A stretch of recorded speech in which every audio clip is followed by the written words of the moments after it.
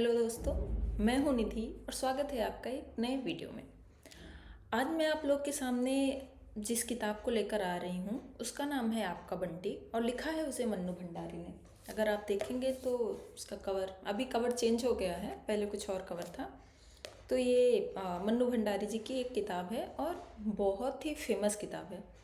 मन्नू भंडारी की दो किताबें बहुत ज़्यादा फेमस हैं, बहुत ही अच्छे विषय पे लिखी गई हैं और बहुत ही अच्छी तरह से। एक महाभोज है और दूसरा ये आपका बंटी है। मैंने ना ये किताब लगभग 10-12 साल पहले पढ़ी होगी। उस टाइम पे जब मैंने पढ़ी थी तो मैं ऐसा बोलती थी मेरी फेवरेट किताब है, मेरी फेवरेट किताब है।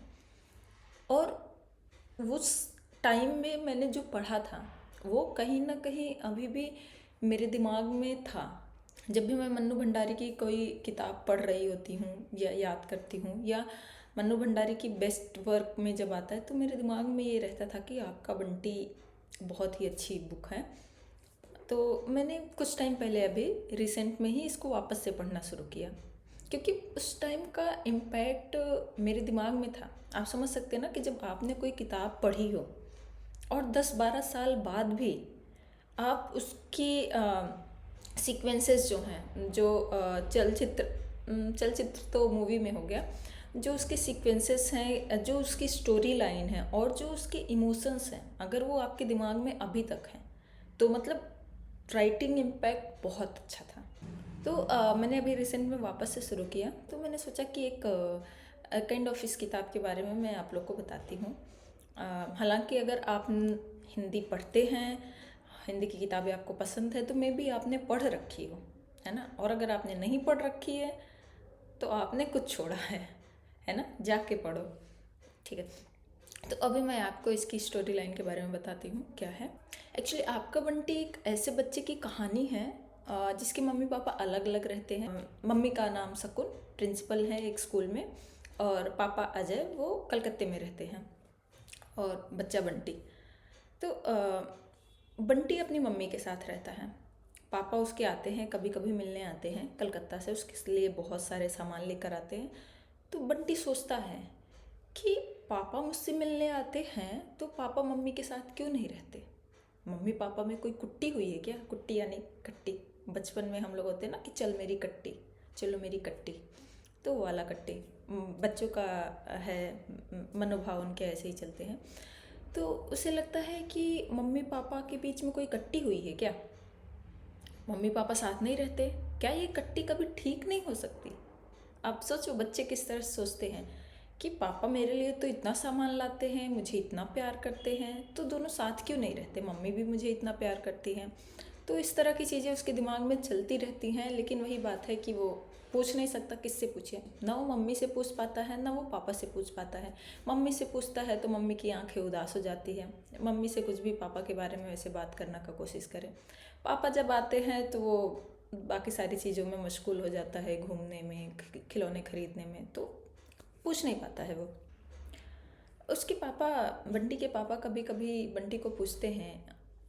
ऑब्वियस सी बात है कि बच्चा अगर यहाँ रह रहा है, पापा कलकत्ता में रह रहे हैं, वो कलकत्ता के बारे में चीज़ें बताएंगे तो बच्चा सोचेगा कि यार कलकत्ता में कैसा होगा, तरह तरह के चित्र बच्चे के दिमाग में आते हैं। तो पापा उससे पूछते भी हैं कि बेटा कलकत्ता चल के रहोगे मेरे साथ। मना कर देता है, नहीं नहीं। मन तो उसका होता है ऐसे कि कलकत्ता में क्या है, उसके बारे में अलग अलग तरह के जो उसके मन में विचार आते हैं, लेकिन मम्मा से दूर होने का विचार नहीं नहीं। तो बोलता है कि नहीं, मम्मा को छोड़ करके नहीं। थोड़ा कहानी आगे बढ़ती है और जो बंटी की लाइफ एटलीस्ट नॉर्मल चल रही होती है वो पूरी तरह से अब नॉर्मल हो जाती है तब जब इन लोग का फाइनल पेशी हो जाता है, इन लोग का तलाक हो जाता है। उसका पापा अजय वो आगे बढ़ चुका होता है अपनी ज़िंदगी में किसी के साथ। अब बारी मम्मी की, मतलब मम्मी को सलाह दिया जाता है, जो उनके वकील चाचा, एक वकील चाचा हैं, उनका भी रोल काफ़ी है इसमें, जिनसे बंटी को बहुत लगाव महसूस होता है। क्योंकि जब वकील चाचा आते हैं तो पापा की खबर लेकर आते हैं, पापा उनके साथ कुछ खिलौने भिजवाते हैं बंटी के लिए, तो उसका एक लगाव है। लेकिन इस बार जब चाचा आए तो फाइनल पेशी हुई है उसके बाद, तो बंटी को लगा कि कहीं ना कहीं चाचा ने कुछ जादू कर दिया। क्योंकि वो कहानियाँ पढ़ता था, उसकी मम्मी कहानियाँ सुनाती थी, बच्चे कहानियों को कितना समझेंगे कि कहानी है। उन्हें लगता है कि कुछ जादू करके गए हैं। मम्मा बहुत उदास रहती है। शकुन के दिमाग में कहीं ना कहीं ऐसा रहता है कि बंटी उसके और अजय के बीच में एक सेतु बन सकता है ना। भले ही वो लोग अलग रह रहे हैं इतने सालों से, लेकिन बच्चा है बीच में, तो हो सकता है उन दोनों के बीच की चीज़ें ठीक हो जाए। बंटी की वजह से वो दोनों सारी चीज़ें भूल करके आपस में ठीक ठाक कर लें। बट जब ये सब फाइनल हो जाता है तो अब उसको लगता है कि नहीं, ऐसा नहीं हो सकता, ऑब्वियस है। तो इस बार शकुन कुछ ज़्यादा उदास होती है, तो इसी वजह से बंटी को लगता है वकील चाचा ने कुछ तो किया है। मम्मा इतनी ज़्यादा उदास है, कुछ तो किया है। एक दिन वो मम्मा से पूछता है, एक अंश है बहुत, मतलब आप पढ़ोगे ना, इतनी इतनी जगह पे इतनी इमोशंस हैं, पक्का रोगे। मैं तो बहुत रोई हूँ, पूरी किताब में बहुत रोई हूँ। जब बंटी मम्मा को बहुत उदास देखता है तो उसे लगता है कि मम्मा को खुश करना है, कैसे भी मम्मा को खुश करना है। मम्मा उदास बच्चे नहीं देख सकते उदास, जैसे माँ बाप बच्चे को उदास नहीं देख सकते, वैसे बच्चे भी नहीं देख सकते हैं उदास। उसे लगता है मम्मा को खुश करना है, क्या करूँ क्या करूँ। वो एकदम से समझदार बनने का कोशिश करने लगता। और इस समझदारी और उस दिन के बीच में जो घटित हुआ, एक्चुअल में ये समझदारी एक कन्वर्सेशन के बाद बहुत ज़्यादा आ गई। बंटी पूछता है अपनी मम्मा से, मम्मा आज तुम पापा के पास गई थी, वहाँ कुछ हुआ क्या? मम्मा बोलती है, अब बाकी क्या रह गया है होने को, अब से तू मेरा बेटा है, बस मेरा बेटा, और भूल जा कि तेरे पापा। मतलब इतना बोलती है, सेंटेंस भी कंप्लीट नहीं कर पाती है। ऑब्वियस है वो बहुत ज़्यादा इमोशनल रहती है उस टाइम पर, और वो रो पड़ती है एकदम से। मम्मा को रोते हुए देखकर बंटी को कुछ समझ नहीं आता और वो भी रो पड़ता है। मम्मा चुप हो जाओ, मम्मा रो नहीं। और वो मन ही मन में सोचता है कि कैसे कैसे भूलेगा वो पापा को। आखिर में उसको प्यार तो है ना पापा से, पापा मिलने आते हैं, पापा उसको चीज़ें दिलाते हैं, वो एक अपनापन तो उसको महसूस होता है, कैसे भूलेगा वो पापा को। इसके बाद से पर बंटी को एहसास हुआ कि अब मम्मी पापा के बीच में कुछ ठीक नहीं हो सकता। मम्मी पापा की बहुत बड़ी वाली लड़ाई हो गई है, वो लोग अब कभी बात नहीं करेंगे। और वो एकदम से समझदार हो जाता है ना। और बच्चे जब अपना, समझ लो, जब बचपन वाली चीज़ों को छोड़ करके, जैसे उनके अंदर का जो बचपना है, अगर वो बचपना छोड़ करके अचानक से ऐसे समझदार हो रहे हैं, है ना, अचानक से ऐसे, तो समझ लो कि उनके साथ कुछ बहुत बड़ा हुआ है ना। कुछ, क्योंकि बचपना सबके अंदर होता है, पर उस बचपने को मार करके कोई समझदार हो जाए तो कुछ ना कुछ है, मतलब उसके पीछे का कोई बहुत बड़ा रीज़न है। बंटी के पीछे का रीज़न आप समझ सकते हैं। वो मम्मी के लिए हर काम, मम्मी को बिल्कुल परेशान नहीं करना, और जो भी मम्मी कह रही हैं चुपचाप से कर लेना, खा लेना, पढ़ लेना, कोई नखरे नहीं करना। बंटी के अंदर ये सारी चेंजेस आते हैं। शकुन नोटिस करती है ये सब चीज़ें, बट शकुन भी, उसकी भी अपनी खुद की उलझने हैं। बंटी सब कुछ करता है अपनी मम्मी को खुश करने के लिए, पर उसको कहीं ना कहीं कभी ना कभी तो पापा की याद आएगी, पापा की याद आती है। तो वो सोचता है नहीं नहीं नहीं याद करेगा, पापा को नहीं याद करेगा। इवन अब बच्चे का मन देखो, वो रैक पे एक तस्वीर रखी थी उसके पापा की, उसने वो तस्वीर उठा के अलमारी के अंदर डाल दी। मम्मी को रुलाने वाले पापा की यही सज़ा है, अब भुगतो। पापा के खिलाफ उसने बहुत बड़ा एक कदम उठाया। समझो बच्चे की भावना को समझो कि एक तलाक का कितना गहरा असर एक बच्चे के ऊपर पड़ता है। मतलब दो लोग हैं उसमें, उनकी ज़िंदगियां अलग अलग हैं, उन्होंने फैसला कर लिया अलग अलग होने का, बट बच्चा क्या, बच्चा तो पिस गया बीच में। बच्चा ना मम्मी का हो पा रहा है ना पापा का हो पा रहा है, पापा को भूल नहीं सकता, मम्मी को दुखी नहीं कर सकता। और इन सब के बीच में बच्चे की खुद की जो भावनाएं हैं वो कहीं ना कहीं दब गई, वो निकल ही नहीं पा रही हैं। और ये सब तो ठीक है, ये सब तो हो ही रहा होता, पर उसके जीवन में एक इससे भी बड़ा भूचाल आता है तब जब शकुन भी आगे बढ़ने का फैसला लेती है, और वो डॉक्टर जोशी, एक और नए पात्र हैं, उनको अपनी लाइफ में शामिल करने की कोशिश करती है। अब बंटी की जो मम्मी अपनी थी, बंटी जिसका पूरा पूरा अधिकार था मम्मी पे, वो अधिकार कहीं और बंटने लगे। उसको ऐसा महसूस हो वो अधिकार कहीं और बट रहा, मम्मी किसी और की भी हो रही है। वो चीज़ उसको बर्दाश्त नहीं हो पाती है बंटी को। मम्मा को इतना खुश करने की कोशिश करता है बट मम्मा उसका ध्यान नहीं रख रही है। मम्मा डॉक्टर जोशी का ज़्यादा ध्यान रख रही हैं। डॉक्टर जोशी अक्सर आ रहे हैं। डॉक्टर जोशी के बच्चों से मिलवाने लेकर गई मम्मा। पढ़ोगे ना तो आपको समझ में आएगा कि एक्चुअल में ऐसा लगेगा ना कि पता नहीं मन्नू भंडारी ने, यही होता है एक लेखक का असली चार्म जो होता है कि वो चीज़ों को ऐसे लिखना कि वो बस लिखा हुआ नहीं लगे, वो लगे कि आप उसको महसूस कर पा रहे हैं। आप के सामने वो हर एक चीज़ चल रही है। आप देख सकते हो कि आप बंटी की उदासी को महसूस कर सकते हो, है ना। आप शकुन की उलझन को महसूस कर सकते हो। बंटी रो रहा है तो आपका मन कर रहा है कि आपकी आंखों से भी आंसू निकल रहे हैं, है ना। शकुन रो रही है तो आप उसको भी समझ रहे हो, है ना। ये सारी चीज़ें जो हैं इतनी गहराई में लिखी गई हैं कि लगता है हम सब कुछ महसूस कर सकते हैं। वैसे भी हम पढ़ने वाले कुछ ज़्यादा ही महसूस करते हैं। तो बंटी डॉक्टर जोशी को अपने पापा के रूप में स्वीकार नहीं कर पाता है। शकुन डिसाइड करती है, शकुन डॉक्टर जोशी से शादी करती है। वो लोग मूव करते हैं डॉक्टर जोशी के यहाँ।